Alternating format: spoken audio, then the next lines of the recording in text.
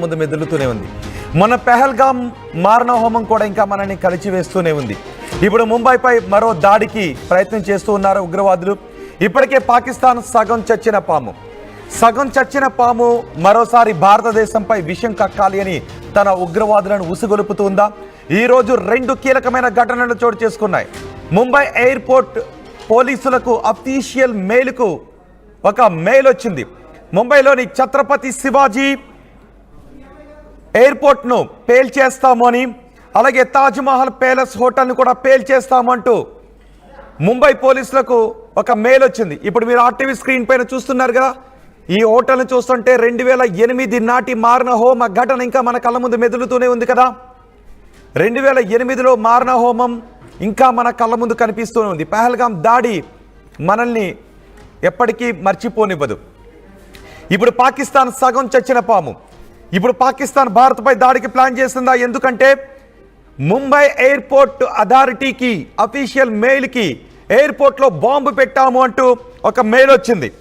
అదే సమయంలో ముంబైలో ఇద్దరు ISIS ఉగ్రవాదులను ముంబై పోలీసులు పట్టుకున్నారు.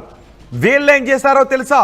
2023లో పూణేలో బాంబులు తయారు చేస్తూ ఉండగా పోలీసులు 8 మందిని అరెస్ట్ చేశారు. అందులో 2 తప్పించుకొని ఇండోనేషియాకి పారిపోయారు. 2023 నుంచి ఇండోనేషియాలో తలదాచుకుంటున్న ఉగ్రవాదులు ఇప్పుడు ముంబైకి ఎందుకు వచ్చారు?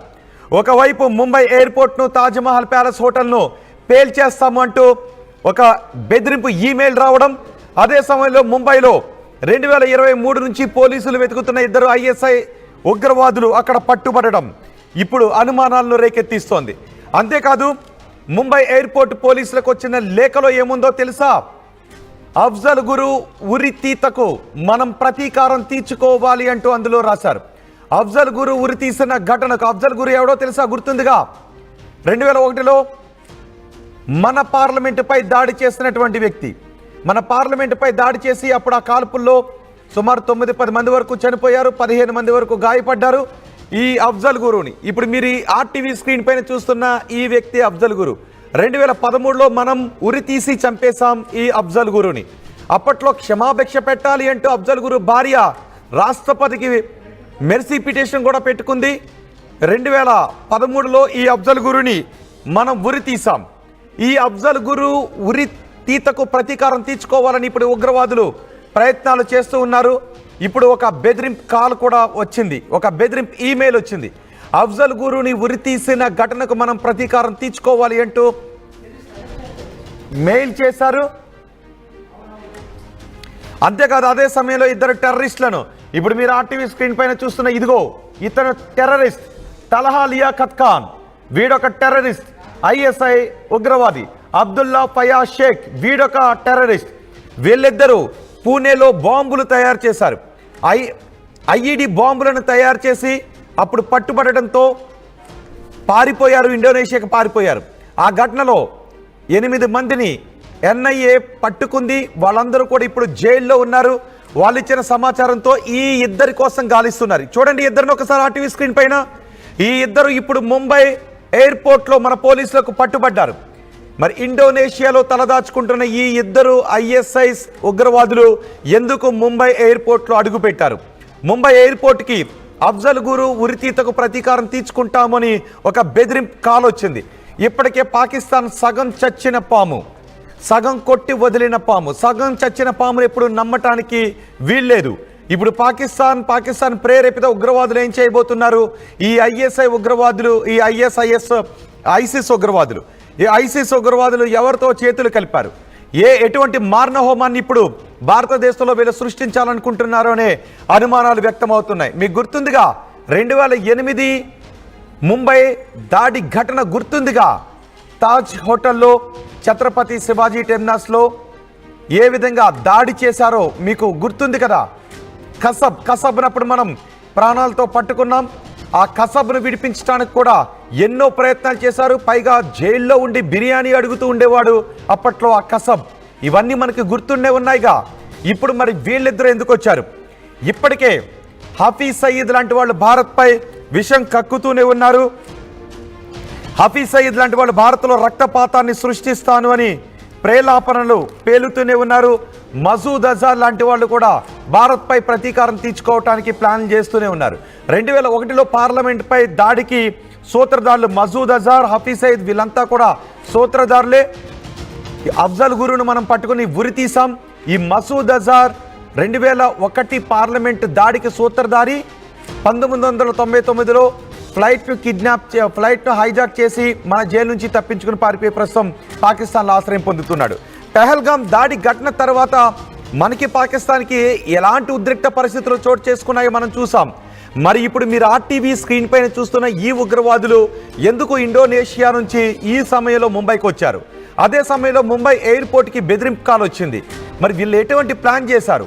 ఇప్పుడు భారతదేశంలో ఎటువంటి టెర్రర్ అటాక్స్కి దాడి ప్లాన్ చేశారు అనే విషయంపై ఆందోళన వ్యక్తం అవుతుంది. ఈ ఇద్దరిని కూడా పోలీసులు పట్టుకున్నారు, ఇద్దరిని అదుపులోకి తీసుకున్నారు.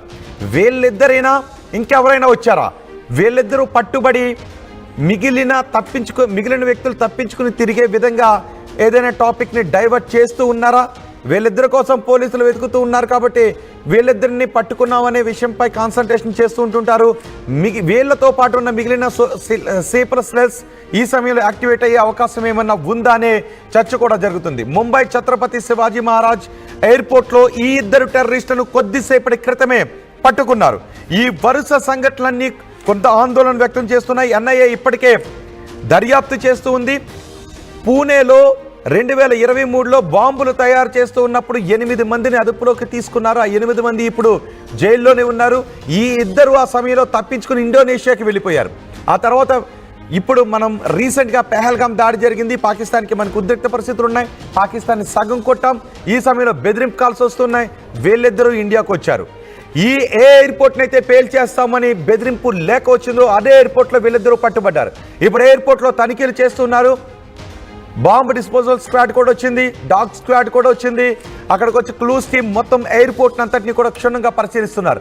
అదే సమయంలో ఈ ఇద్దరు ఉగ్రవాదులు కూడా మనం 2 ఏళ్ల నుంచి వెతుకుతున్న ఈ ఇద్దరు ఉగ్రవాదులు కూడా ఐసిస్ ఉగ్రవాదులు పట్టుబడ్డారు. సో ఏం జరగబోతోంది? సగం చర్చన ఈ పాకిస్తాన్ భారత్పై మరో ఎటువంటి మారణ హోమానికి ప్లాన్ చేసిందనే విషయంపై ఇప్పుడు ఆందోళన వ్యక్తమవుతుంది. మా ప్రతినిధి మధు ఉన్నారు పూర్తి సమాచారం అందించడానికి. మా ప్రతినిధి రామ్దాస్తో మాట్లాడదాం. రామ్దాస్ కూడా మనకు అందుబాటులో ఉన్నారు. రామ్దాస్, ఈ వరుస ఘటనలను ఎలా చూడాలి?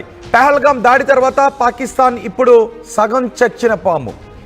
పూర్తిగా కొట్టాలి అనుకున్న సమయంలో అమెరికా దౌత్యం నెరిపి పాకిస్తాన్ని సేవ్ చేసే ప్రయత్నం చేసింది. ఇప్పుడు పాకిస్తాన్ సగం చచ్చిన పాము.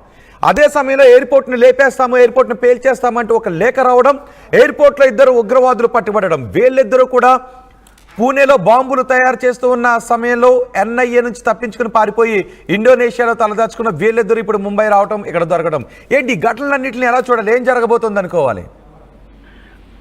ఇప్పుడు భారత్ పాకిస్తాన్ ఉద్రిక్తల ఈ వేళ ఇప్పుడు ఏం జరుగుతుంది అనేది కూడా నిజంగా ఆసక్తి రేపుతుంది. ఎందుకంటే ఇద్దరు కూడా గత 2 ఏళ్లుగా పరారులో ఉన్నారు. వీళ్ళ కోసం ఎన్ఐఏ దర్యాప్తు ఇప్పటికే కొనసాగిస్తుంది. ఎన్ఐఏ దర్యాప్తు సంబంధించినటువంటి కేసులో వీళ్ళిద్దరు కూడా నిందితులు. వీళ్ళిద్దరు కూడా శనివారం అరెస్ట్ చేశారు. సో అంటే ఇవాళ అరెస్ట్ చేశారు. సో ఇద్దరు కూడా అబ్దుల్ ఫయాజ్ షేక్ అలియాస్ డైపర్ వాలా, ఇంకొకరు తల్హా ఖాన్ గా చెప్తున్నారు. వాళ్ళిద్దరు కూడా నిన్న రాత్రి ముంబై ఇంటర్నేషనల్ ఎయిర్పోర్ట్ టెర్మినల్ 2 దగ్గర జకార్తా నుంచి వచ్చారు. ఇండోనేషియా నుంచి భారతదేశానికి తిరిగి రావడానికి ప్రయత్నించినప్పుడు ఇమిగ్రేషన్ బ్యూరో వారిని అడ్డగించింది. అక్కడే వాళ్ళని అదుపులోకి తీసుకున్న తర్వాత ఎన్ఐఏ బృందం వాళ్ళని అదుపులోకి తీసుకుని అక్కడి నుంచి అరెస్ట్ చేసి వాళ్ళని తిరిగి ఇంట్రాగేషన్ తీసుకెళ్లిన పరిస్థితి. ఇద్దరు నిందితులు కూడా 2 ఏళ్లకు పైగా పరారులో ఉన్నారు. ఇద్దరు కూడా ముంబైలోని ఎన్ఐఏ ప్రత్యేక కోర్టు వారిపై నాన్ బెయిలబుల్ వారెంట్